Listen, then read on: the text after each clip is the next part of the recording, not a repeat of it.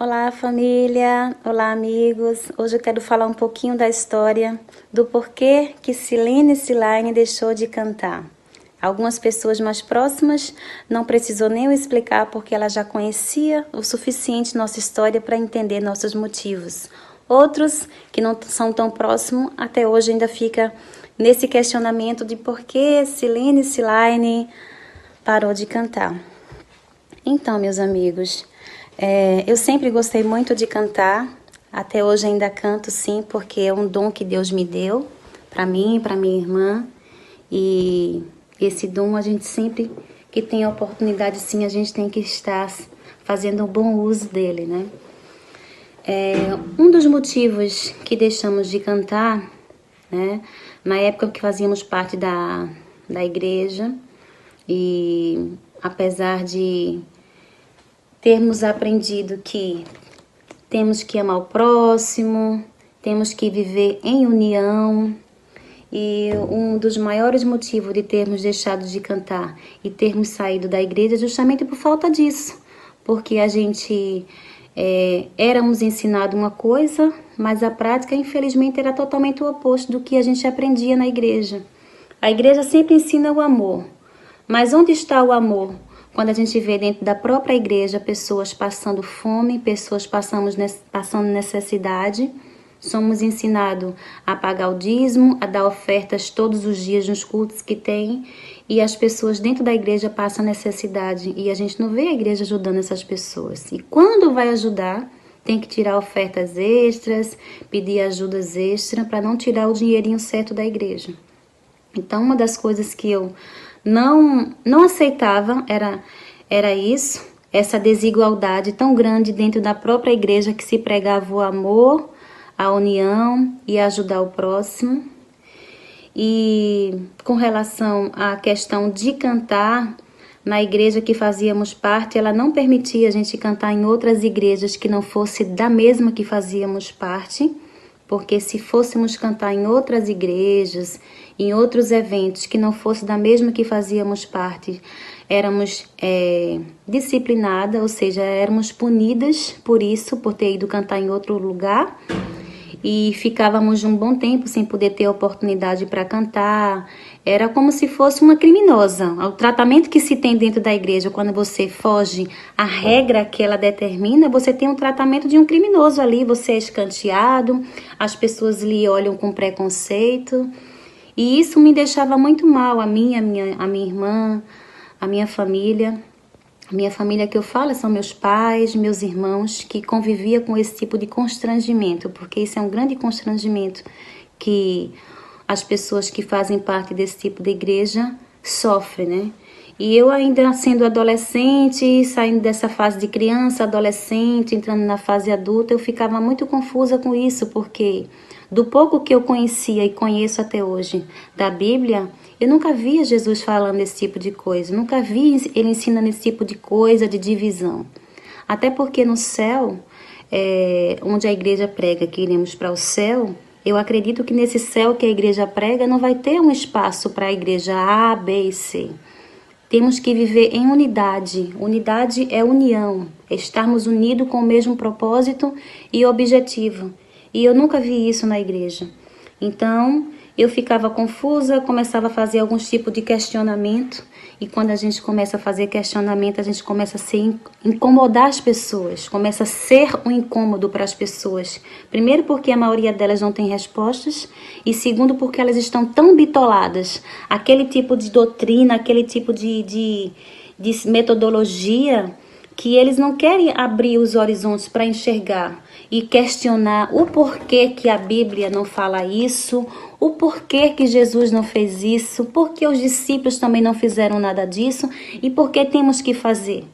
Então, foram essas coisas que foi me deixando triste, a minha irmã, e fomos perdendo o desejo de continuar seguindo esse ministério, né, que é como eles chamam, o ministério do louvor. Porque eu entendi primeiro que o dom de cantar eu recebi de graça. Então, eu não posso estar cobrando por algo que eu recebi de graça. Segundo, eu entendo que esse dom que eu recebi de Deus de graça, eu tenho que cantar para qualquer pessoa, seja ela da igreja evangélica, católica, espírita, budista, qualquer religião, a gente recebeu de graça e temos que dar de graça, igual o amor. O amor a gente recebe de graça e tem que dar ao nosso próximo também de graça. Não é através de trocas, não é através de interesses. Então foram através dessas coisas que eu comecei a entender que a igreja, no meu caso específico, estava criando em minha vida uma divisão entre as pessoas. Eu estava me tornando uma pessoa preconceituosa, porque dentro da igreja eu aprendia que só a minha igreja que estava certa, só a minha igreja que ia levar os membros dela para o céu, as outras igrejas estavam erradas, os outros não iriam para o céu. Então isso para mim eu não aceitava e não aceito até hoje. Então foi através dessas coisas que me fez entender que na igreja que eu estava, que eu participei, não foi só de uma, foram de outras também, e outras, a diferença é pouca, mas a metodologia é muito parecida com relação a esse tipo de conceito. Eu entendi que a igreja, para mim, estava me distanciando de Deus e não me aproximando de Deus.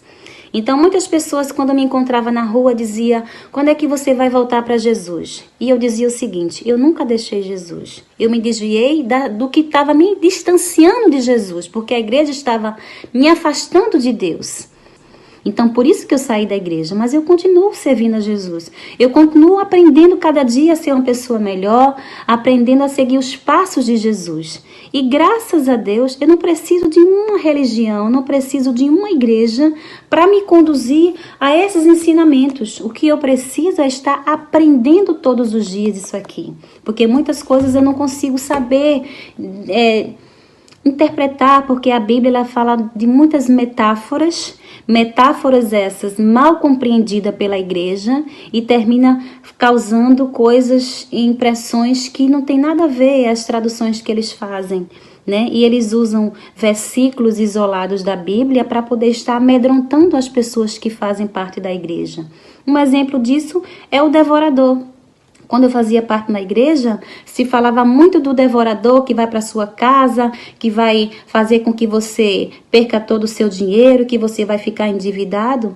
E depois que eu comecei a estudar, eu entendi que o devorador somos nós mesmos. Quando a gente começa a comprar coisas e a consumir coisas que está além da nossa capacidade de pagar, nós somos o devorador da nossa casa, porque a gente está consumindo mais do que podemos pagar. Mas a igreja, ela ensina diferente. Ela ensina que a gente tem que pagar o dízimo. Ela ensina que a gente tem que ofertar para que o devorador não chegue à nossa casa. Então, isso não existe. Então, assim, as pessoas, por falta de informação, são enganadas. Elas são amedrontadas a se tornar cada dia mais preso àquela religião, porque elas não buscam informações. Muitos não têm sequer a oportunidade de ter informação. Então elas se limitam àquilo que ela aprende e continua ali, naquela metodologia, naquele ensino. E infelizmente eu fico muito triste por líderes, né, que se aproveitam de pessoas que por falta de conhecimento, por falta de informação, elas são usadas por esses líderes. Eu conheci pastores que só se aproveitaram dos seus membros financeiramente para ser bem-sucedidos. Também conheci bons pastores, porque do mesmo jeito que existem pessoas erradas, existe também pessoas certas na religião. Conheci muitas pessoas amáveis na religião, que inclusive eu mantenho contato até hoje. Mas conheci também muitas pessoas terríveis, piores do que os que viviam lá fora, que eles apontam o dedo, que são homossexuais, que são prostitutas, que são criminosos. Eu conheci pessoas piores do que esses que os religiosos apontam como se fossem os maus. Então, assim, tem muitas pessoas na igreja que vão para lá somente para se esconder, né? Ficam lá chamando um de amado, minha amada, mas só está esperando uma oportunidade para dar rasteira, para apunhalar pelas costas e fazer o mal. Porque aquela pessoa ela é má de natureza. Então não é a religião, não é a igreja que vai fazer com que ela seja uma pessoa melhor. Ela está ali apenas se escondendo na religião. Mas graças a Deus que vamos ser julgados de forma individualmente.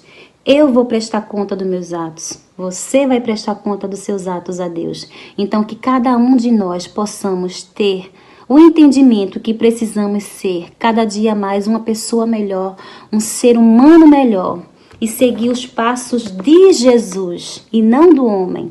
Porque a igreja hoje, ela idolatra os pastores, os cantores, criticam os católicos porque idolatram as imagens, mas elas fazem piores do que isso hoje. Então que possamos se permitir em aprender o verdadeiro evangelho da palavra de Deus.